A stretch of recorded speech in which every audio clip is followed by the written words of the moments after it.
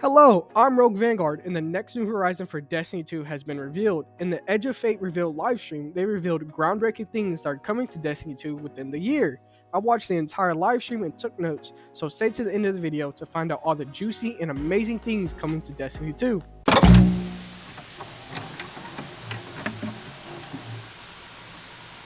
First, wait, don't forget to subscribe to my channel. I'm currently sitting at around 150 subscribers, and my goal is to hit 500. It really is a big help to small channels like mine that are getting started. Make sure to leave a like and a comment on this video about what you think about the future of Destiny, and leave any concerns in the comments as well for me to read. Now, onto the main focus of today's video.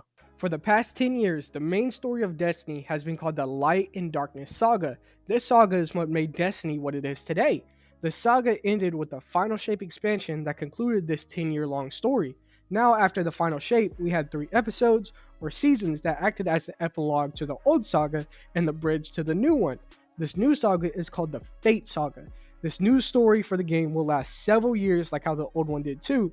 So to make things easier about what I'm going to be covering today, here are the main topics that were revealed in the live stream. I'm going to be going over the new location for this expansion and everything within it, some of the biggest changes coming to the game, like the new and improved armor and weapon systems, the reworked explore page and improved new player experience, then the future expansions and seasons, and then current things happening in Destiny 2.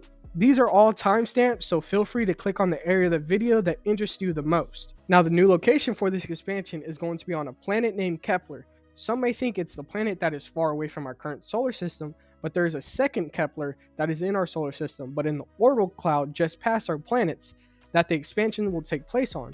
Kepler is inspired by puzzle solving and pathfinding challenges of Destiny 2's dungeons and exotic missions, and destination designed to encourage deep exploration, mystery, and player-driven discovery. The 2 main enemies that will be faced on this planet will be new combatants, which are the fallen Corsairs and the Vex Kobolds.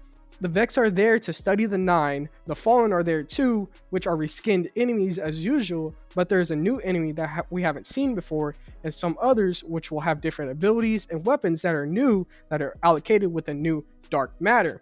What is dark matter? A key feature of Kepler is the abundant dark matter energy. Dark matter is a real thing in the real world that we can't see, but in the game we can. It's utilized as a new power source. On Kepler, there are these sacks that take in dark matter that allow us to see it and use it. Keep in mind that dark matter is different from the darkness and separate from it, so it's not a new darkness power. But dark matter, it in turn powers the abilities available to us Guardians while exploring the destination. The new Matter Spark ability allows Guardians to bind to dark matter to change forms, enabling them to squeeze through tight spaces, jump and dash across terrain, and become a rolling force of destruction. Additional abilities include the new Relocator Cannon, which uses fallen dark matter tech to teleport players across the environment, and Matter Morph, which lets Guardians manipulate their surroundings using the combined forces of dark matter and strand. There will be more to discover once the game launches and we get closer to release, but it's going to be interesting to play in this new playstyle for Destiny. Within this new expansion as well, it will be heavily based around the Nine. The saga will explore the nature of fate and the foundations of the universe itself. We will actually learn more about the Nine, which are individual beings with their own personal goals and rivalries. They are heavily involved in our solar system and this saga. Also, within introducing characters, people have been on Kepler for a long time, including the new character that is a Gordon Freeman looking guy. His name was revealed in a livestream, and it's Lodi. He is a new weird character that hopefully won't be the new funny guy. Also, the emissary freed herself from the Nine, which by the trailer, her will is now her own and not the Nine's. She seems to be a guardian that is a Titan. Not much else was revealed about her in the livestream, which was strange, since she was the main thing in the teasers that they pushed for this reveal event. So her involvement in the story for now is unknown. The things that are known is what is going to change this game drastically. There are 2 really big changes coming in this new expansion: tiers for both world missions and activities, and tiers for gear and weapons. Firstly, for missions and activities, there's now a tier above Grandmaster, which is called Ultimate. In this new tier system, you're able to tweak and change the way the mission behaves, that allow for more creative missions in ways that tend to the way a player wants to play. These missions will have their trade-offs with their challenges that have 50 new boons that they are aiming to allow the player to explore and really invest into this game. They also hinted at a new ability with Dark Matter that gets rid of your melee and gives you grapple hooks that recharge really fast that essentially turn you into Spider-Man. Given the loot will still increase with each tier, that makes grinding for high-end weapons and gear rewardable. Speaking of the gear and weapons, there will be a tier system for them as well. This tier system ranges from either tier 0 or 1 to tier 5, indicated by the stars on the item's icon. So now after you finish a mission and receive your gear, you will know that your tier 5 gun that you just got is way better than your trusty tier 3 weapon. The same will apply to the new 3.0 armor. They will have their tiering as well, but for tier 5 armor, you will be able to have 11 energy slots instead of the 10. And speaking of the 10, you will not have to spend materials on upgrading the energy on your armors anymore to 10 to masterwork it. The stat points are also getting changed as well in this new saga. The icons are getting changed, and the stat totals will now go over 100 and have a limit of 200. Once over 100, your character in game can receive additional buffs.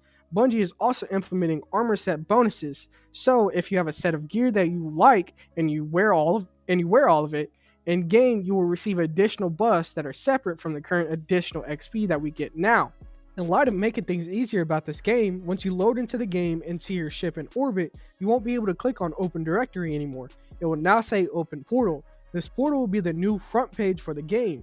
This new front page for the game is to make things easier to access in Destiny 2. In this new portal, they are moving most of the activities into things called ops. These ops will be separated into 4 different categories, being solo ops, fireteam ops, pinnacle ops, and crucible ops. The solo ops will be for the people who play casually, who just wanted to get into the game, play a little bit of Destiny and get some loot and just enjoy playing the game. They reported saying that they'll have an activity type that will be designated for one player. The fire team and pinnacle ops are for playing with other fire team members. Fire team ops are for more quicker sessions with some more longer things in it too, but then pinnacle ops are for those more challenging, long-form focused activities like exotic missions. Then for crucible ops, the biggest change for it is that you'll be able to experience the power climb in it too by playing PvP. You'll be able to earn some of the same rewards that others get by playing regular strikes. So if you want to grind out PvP and just enjoy doing that, you're able to. So once you decide to go and do regular activity, you won't have to up your power level. Instead, it is already caught up. This is something that other people love doing in Destiny 1, just getting into PvP and having fun, and not having to do other activities and still being on par with your friends. The main focus on this system, the portal, is to just play the way you want to play. It's to help with the power climb in the game and also to help bring in new players that aim to join and start Destiny, and for old ones to join for the Edge of Fate. Now for the future of Destiny in the Year of Prophecy, available July 15th of this year, the Edge of Fate will be released and available to play, which will cover half of the year for this expansion. During this half of the year, there will be seasons and major updates available to all players during this time. Halfway through the Edge of Fate, there will be another major update labeled Ash and Iron. This will be available September 9th. After Ash and Iron finishes up, there will be another expansion named Renegades. This expansion has heavy Star Wars influence. In the trailer that they showed that we'll have lightsabers. This is insane. Like, having lightsabers. I'm a huge nerd. But I have seen on Twitter and everything about people complaining, this isn't Destiny. If I wanted to play Star Wars, I'll play Star Wars. Bungie's a sellout. Guys, calm down. Renegades will still very well be Destiny. It's a continuation of the Fate saga.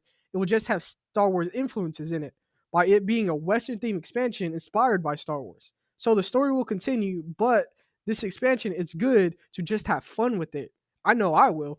Then finally, for the current events that are happening in Destiny, the Rite of the Nine has returned, which is free to play for all players, and there's a new fancy title to be earned called Eternal. Very nice. The Spire of the Watcher is the first dungeon to explore. There is 3 modes currently in the game, which are Explorer, which is beginner friendly, Eternity, which is the standard difficulty, and Ultimatum, which are in-game challenge. Those who complete the dungeon on Ultimatum difficulty will be able to earn adept versions of these weapons, featuring a unique galaxy-themed effect that gives them a special 9-inspired holographic glow, similar to shiny variants of Into the Light weapons. The 12 weapons come with the Rite of the Nine event in Destiny 2 are the Prosecutor Auto Rifle, the Relentless Pulse Rifle, the Judgment Hand Cannon, a Sudden Death Shotgun, Wilder Flight Grenade Launcher, Long Arm Scout Rifle, Liminal Vigil Sidearm, Terminus Horizon Machine Gun, New Pacific Afida Grenade Launcher, No Survivors Submachine Gun, Greasy Luck Glaive, and Cold Confront rocket launcher. If you're curious about other information about the Rite of the Nine, jump into the game and enjoy it yourself and have some fun exploring. But that is all for today. If you stayed all the way to the end, thanks for watching. And if you enjoyed my content, please make sure to leave a like on this video and subscribe. It helps a lot for small channels like mine to grow. Thanks for being here for the video and have a great day.